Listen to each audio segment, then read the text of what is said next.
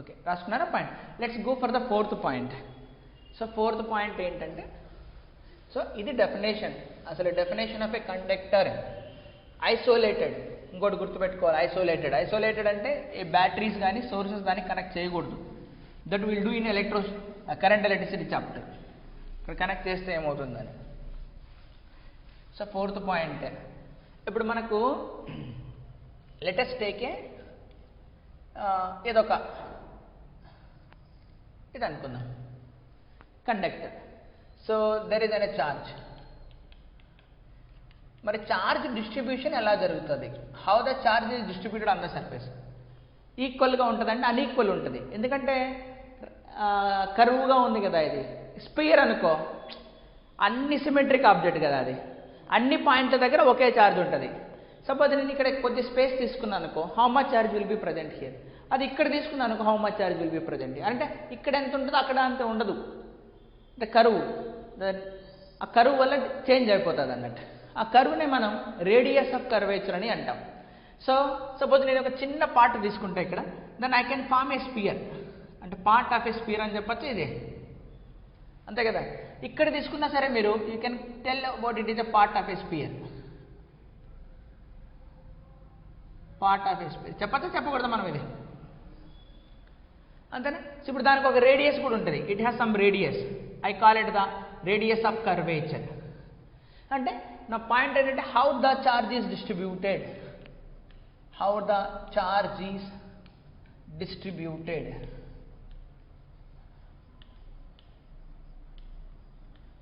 మీరు మామూలుగా ఇది పార్ట్ ఆఫ్ స్పియర్ కదా, స్పియర్కి పొటెన్షియల్ ఫార్ములా ఏం రాస్తారు మీరు? V = 1/4πε0 Q/R అని రాస్తారా? అంటే ఇప్పుడు ఏం రాయొచ్చు అక్కడ మనం? V = మీరు రాసేది 1/4πε0 Q/R అని రాస్తాను. Q నేను సర్ఫేస్ చార్జ్ డెన్సిటీలో రాస్తాను, సిగ్మా. సిగ్మా ఇంటూ ఏరియా రాయొచ్చా మనం? Sigma into 4πr², that is charge divided by R, అంతే కదా. 1/4πε0 Q/R. సో ఈక్విపొటెన్షియల్ సర్ఫేస్ కాబట్టి దిస్ ఇస్ కాన్స్టెంట్. ఈక్విపొటెన్షియల్ సర్ఫేస్ కాబట్టి దిస్ ఇస్ కాన్స్టెంట్. సో దీని నుంచి నేను ఏం చెప్పచ్చు? అన్ని కాన్స్టెంట్లే, సిగ్మా ఆర్ అన్నది నాకు important. So sigma r is equal to constant. So sigma is inversely proportional to 1/r. ఇది నాకు కావాల్సిన ఇంపార్టెంట్ పాయింట్. అంటే charge density is inversely proportional to radius of curvature. So charge density ఎలా distribute అయింది? Is inversely proportional to 1/రేడియస్ of curvature. Radius of curvature 1/రేడియస్ of curvature. More will be the radius, less will be the charge, అంతేనా. అంటే ఇప్పుడు నాకు suppose I have a curve will be 1 is like this. ఒకటి point, ఒకటి curve ఇలా ఉంది, ఒకటి ఇంకొద్దిగా పెద్దగా ఉంది, ఒకటి ఇంకా పెద్దగా ఉంది, ఒకటి ఆల్మోస్ట్ రైట్. ఇది అసలు స్పియర్ కానే కాదు, చిన్న sphere. This has the sphere of radius 0. This is the sphere, big sphere, అంతే కదా, పెద్దది. రేడియస్ విల్ బి ఇన్ఫినిటీ, అంతే కదా.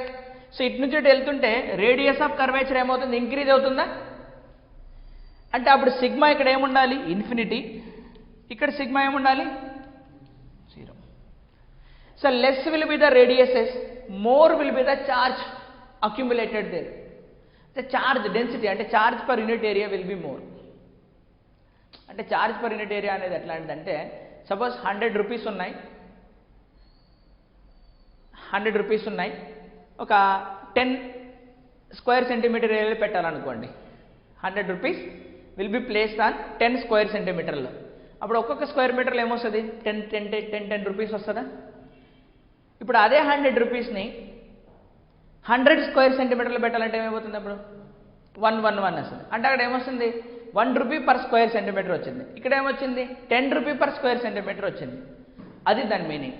అంటే charge accumulated more here and infinite, less here, little less here, little less here and almost 0. అందుకనే so nails ఉంటాయి, sharp nails, అంటే ఒక సూది మొన మీద ఉంటుంది కదా, షార్ప్ నెయిల్స్. దాని మీద ఎక్కువ ఛార్జ్ డెన్సిటీ ఉంటుందా లేదా 1 రూపీ కాయిన్ మీద ఎక్కువ ఉంటుందా? దాని మీద. ఎందుకంటే 1 రూపీ కాయిన్ అనేది ఆల్మోస్ట్ ప్లేట్ కాబట్టి రేడియస్ ఇన్ఫినిటీ, దాని మీద charge density is 0. That's why చిన్న షార్ప్గా ఉన్నటువంటివి దాని మీద కనుక ఛార్జ్ ఉంటే it start giving the sparks. So if the charge is accumulated with almost 0 radius, there is a charge density is more is the charge density, then more will be the electric fields. Antana? So they can like this. Ante equipotential surface kabatti to make V constant, the charge is inversely proportional to 1 by curvature. So asalu bending e ledhu ikkada bending ekku undi, inka bending ekku undi, inka bending ekku undi. No bending, charge is 0. So amount of charge is decided by that bending. So ఇక్కడ చూడండి, అన్నిటికన్నా ఎక్కువ curve ఇక్కడ ఉంది, అంటే sigma will be more here. మళ్ళీ almost ఇది plane, ఇక్కడ ఇది ఆల్మోస్ట్ 0 ఇక్కడ. మళ్ళీ కొద్దిగా పెద్ద కర్వ్, ఇది తక్కువ బెండింగ్. అర్థమైన ఛార్జెస్. అందుకనే కండక్టర్ సర్ఫేస్ పైన సిగ్మా యూనిఫామా నాన్ యూనిఫామ్. అది స్పియర్ అయితే వాట్ అబౌట్ ఫర్ స్పియర్ అనుకోండి, అన్ని పాయింట్స్ సేమా. సో దీని రేడియస్ ఆఫ్ కర్వేచర్, దీని అన్నిటికీ రేడియస్ సేమా. అన్నిటికీ రేడియస్ సేమ్ అన్నప్పుడు సిగ్మా అనేది ఏమవుతుంది? సేమ్ అవుతుందా? సిగ్మా అనేది యూనిఫామ్ అయిపోతుంది. ఇక్కడ charge is distributed uniformly. So ఇక్కడ సిగ్మా ఈజ్ యూనిఫామ్. సో అదే సిగ్మా అనేది ఇక్కడ ఏమవుతుంది? Non uniform. Sigma is non uniform here. Sigma is non uniform. ఓకేనా? సో గుర్తుపెట్టుకోవాలి. So the charge is decided by the distribution of charge, that is sigma is decided by curvature. Bending another decide chestam. Okay, we'll go to the next point. So the fifth point will go. ఇంకొక point, ఇప్పుడు conducting surface ఏమని prove చేసాం మనం? ఈక్విపొటెన్షియల్ అని prove చేసామా? మరి electric field lines ఎలా ఉంటాయి ఈక్విపొటెన్షియల్ సర్ఫేస్కి? చెప్పండి. ఆ ఈక్విపొటెన్షియల్ సర్ఫేస్కి ఎలక్ట్రిక్ ఫీల్డ్ ఎలా ఉంటుంది? ఫస్ట్ ప్రాబ్లం అదే కదా, నార్మల్గా ఉంటాయి కదా. అవుట్వర్డ్ నార్మలా ఇన్వర్డ్ నార్మలా? మరి ఇన్వర్డ్ ఎందుకు ఉండదు?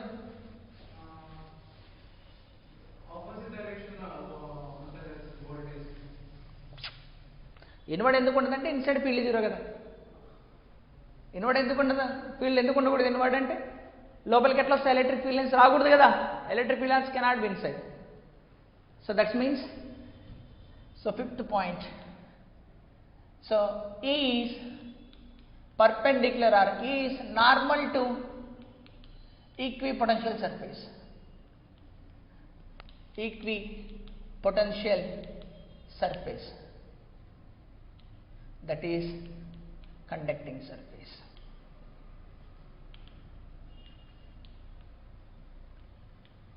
Conducting surface.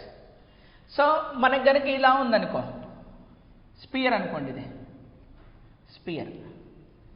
అప్పుడేంటి? సిగ్మా యూనిఫామా? అంతే కదరా. Sigma uniform, charge is distributed uniformly. Sigma is uniform. So electric field lines ఎలా ఉంటాయి? ఇవి నార్మల్, ఇలా.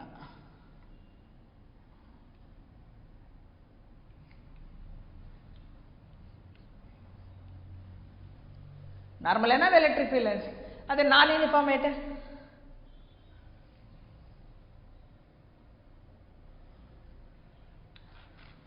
Sigma non uniform. Sigma non uniform. అప్పుడు ఎలా ఉంటాయి ఫీల్డ్ లైన్స్? పర్పెండిక్యులర్. ఏ పాయింట్ దగ్గరైనా పర్పెండిక్యులర్గా ఉండాలి. ఇక్కడ ఈ పాయింట్ దగ్గర పర్పెండిక్యులర్లా ఉంటుంది, ఇది పర్పెండిక్యులర్. ఇన్సైడ్ ఉండవు, ఇంకా 0 కాబట్టి. E0 V కాన్స్టెంట్, Q0 ఇవి కామన్, ఇంకా ఒక్కొక్కటి యాడ్ చేసుకుంటూ పోతుండాలి మనం. So perpendicular. ఇక్కడ పర్పెండిక్యులర్ అంటే ఇట్లా, ఇక్కడ పర్పెండిక్యులర్ అంటే ఇట్లా, ఇక్కడ పర్పెండిక్యులర్ అంటే ఇలా. ఎక్కడెక్కడ పర్పెండిక్యులర్ గీసుకుంటూ పోతున్నాం. ఎక్కడైనా సరే ఎలా ఉండాలి మనకు? Perpendicular.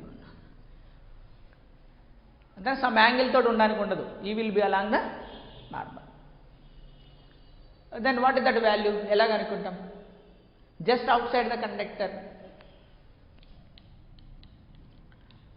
E just outside the conductor is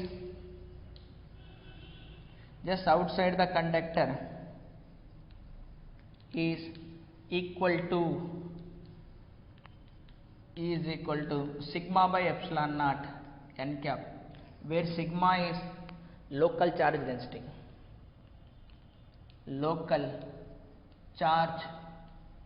density.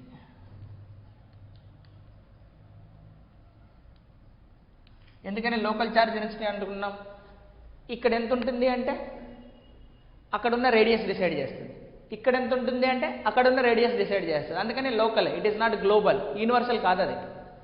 Sigma ఒకసారి చెప్పేసినాం అనుకో, అన్ని పాయింట్ల దగ్గర సేమ్ సిగ్మా ఉండదు కదా, పాయింట్కు మారిపోతుంటుంది. That's why it changes from local అండి. లోకల్ చార్జ్ డెన్సిటీ అంటే పాయింట్కు మారుతుంటే దాన్ని లోకల్ చార్జ్ డెన్సిటీ అంటారు.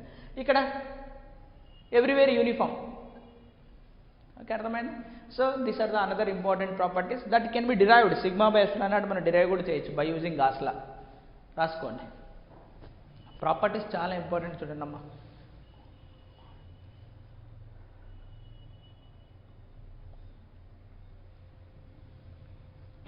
note down, properties are very important.